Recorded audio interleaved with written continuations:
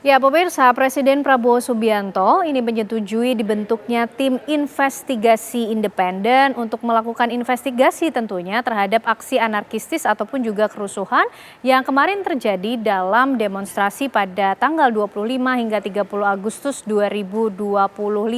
Usulan ini lahir atau hadir dari Gerakan Nurani Bangsa yang di dalamnya terdapat tokoh lintas agama, tokoh bangsa dan juga akademisi. Lalu pemirsa, seperti apa kira-kira format yang akan digunakan dan seberapa penting tim investigasi independen ini dibentuk? Malam hari ini kita akan membahasnya bersama dengan sejumlah narasumber yang sudah bergabung di Apa Kabar Indonesia Malam. Ada anggota dari Kompolnas, Bu Ida Utari. Selamat malam, Bu Ida. Selamat malam. Terima kasih sudah hadir malam hari ini, Bu Baik, Ida.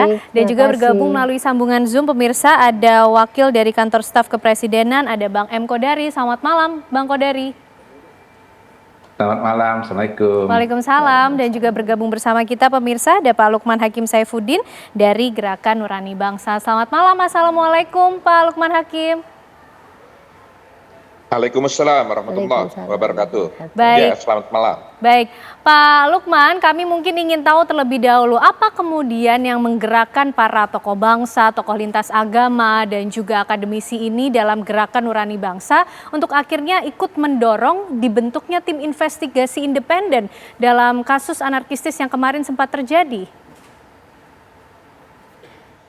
Ya, jadi sebenarnya kami menyampaikan pesan-pesan kebangsaan secara khusus kepada Presiden sebagai kepala negara yang juga sekaligus sebagai kepala pemerintahan terkait dengan adanya peristiwa Agustus, demo-demo yang lalu kemudian melahirkan tindakan-tindakan kerusuhan, pembakaran, perusakan fasilitas umum, dan bahkan penjarahan-penjarahan.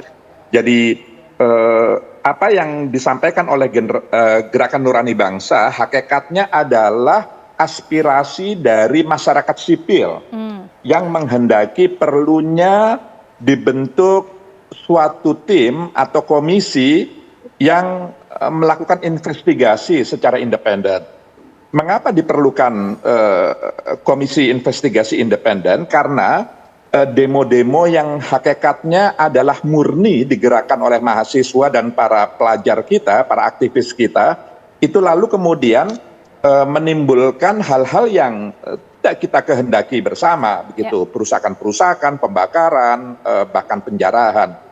Dan itu lalu kemudian menimbulkan fitnah, tuduhan-tuduhan yang karenanya itu perlu dibuktikan. Maka tidak bisa tidak investigasi secara mandiri, secara independen itu menjadi keniscayaan. Dan ini adalah suara yang disuarakan yang merupakan aspirasi dari masyarakat sipil.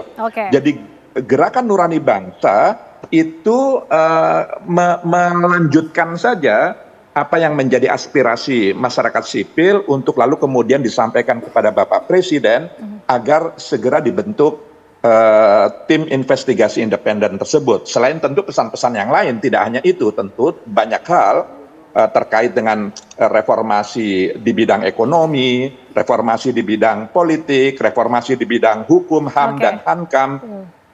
Karena itu juga menjadi tuntutan-tuntutan yang berkembang di masyarakat kita. Baik Pak Lukman, jadi meneruskan apa yang sebetulnya juga menjadi aspirasi dari masyarakat luas. Jadi Gerakan Nurani Bangsa ini menyampaikan kepada Presiden.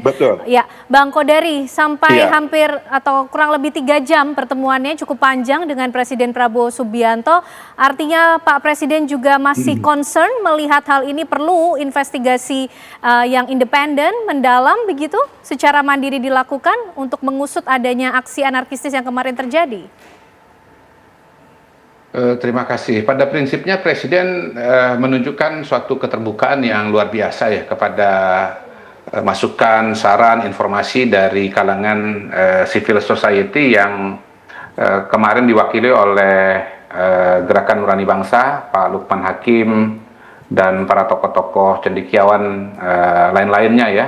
Ada Prof. Qurai Shihab, ada Pak Frans Magdi Suseno, ada Bu Sinta Nuria Wahid, ya banyak nama yang memang dikenal sebagai tokoh-tokoh yang merupakan pemikir dan aktivis dari kalangan civil society.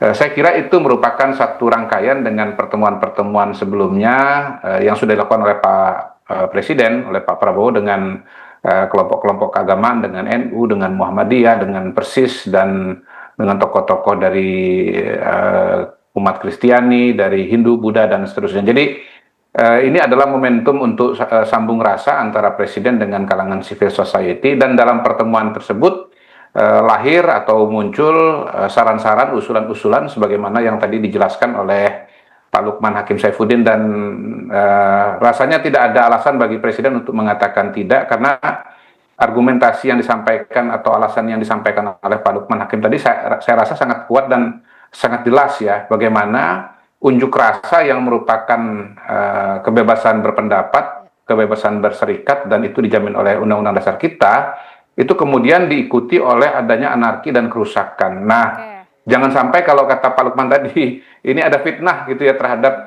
gerakan civil society, terhadap unjuk rasa yang sah dan legitimate, dan karena itu diperlukan suatu investigasi yang bersifat menyeluruh, transparan, dan salah satu elemen atau bentuk yang diinginkan oleh teman-teman GNB meneruskan suara dari kalangan civil society adalah adanya tim independen, dan Presiden sudah mengatakan menerima dan mendukung gagasan itu, tinggal nanti bagaimana proses lebih lanjut dan teknisnya. Oke.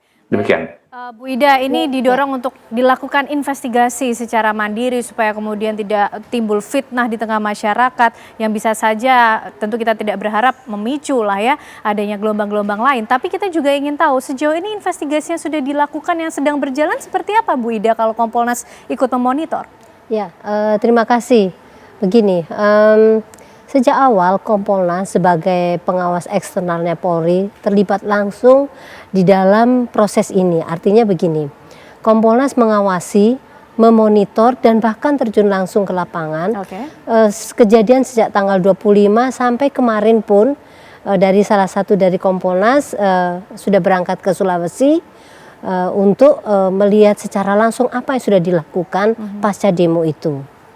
Nah, yang sudah dilakukan oleh Kompolnas yaitu kami memonitor langsung kondisinya, dan kemudian kami memberikan masukan-masukan kepada Polri apa yang harus kita lakukan bersama untuk mengatasi hal kalau kejadian seperti ini. Ya. Tidak semua orang tidak menginginkan adanya demo yang anarkis ini. Ya. Memang awalnya teman-teman mahasiswa, kemudian itu ya, murni demo itu, mereka menyampaikan. Memang kemudian dari waktu saat di DPR karena tidak ada yang menerima, maka mereka menjadi semakin ya dalam tanda petik marah lah. Itu juga ditemukan dalam proses investigasi ya, Bu, ya? Kami melihatnya seperti itu. Nah, kemudian apa yang dilakukan Kompolnas setelah itu, kami kemudian melakukan apa yang dinamakan mengecek secara langsung kondisi pasca demo. Kami mengutus, kita membagi beberapa tempat ke Polda Metro, kemudian ke Sulawesi Selatan, kemudian ke Yogyakarta, dan dalam waktu dekat kami ke Jawa Timur untuk melihat situasi apa yang dilakukan. Nah, dari hasil komunikasi kami dengan Polri, Polri sudah melakukan langkah-langkah berkenaan dengan siapa yang pada saat demo itu anarkis dan siapa yang menjadi pelaku pada saat anarkis. Saat ini di Polda Metro sedang berproses. Sebenarnya waktu itu sudah ribuan orang yang ditangkap, kemudian melalui pemeriksaan maraton akhirnya sekian ribu orang sudah dilepaskan. Nah, hari ini masih berproses untuk investigasinya atau proses pidananya, dan sebagian mungkin sudah dilimpahkan kepada kejaksaan. Itu yang di Polda Metro. Di Jawa Timur juga sudah melakukan itu juga proses hukumnya, dan di Sulawesi juga sudah melakukan proses hukum untuk melihat siapa pelaku-pelaku di lapangan ini. Oke, ya. Baik Bu Ida. Pak Lukman, Polri dan Kompolnas ini masih terus melakukan investigasi, bahkan sejak kemudian aksi anarkistis itu juga berlangsung dan pasca aksi itu terjadi.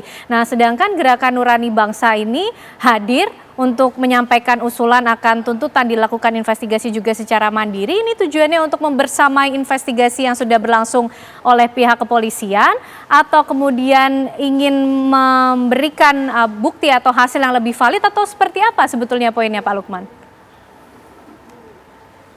Iya, pertama kita perlu mengingat dan menyadari bahwa demo-demo yang terjadi itu terjadi secara masif di banyak kota, di banyak provinsi, dan itu menimbulkan tindakan-tindakan anarkis karena terjadi pembakaran-pembakaran tidak hanya kantor-kantor DPRD, tapi juga kantor-kantor pemerintah daerah gitu.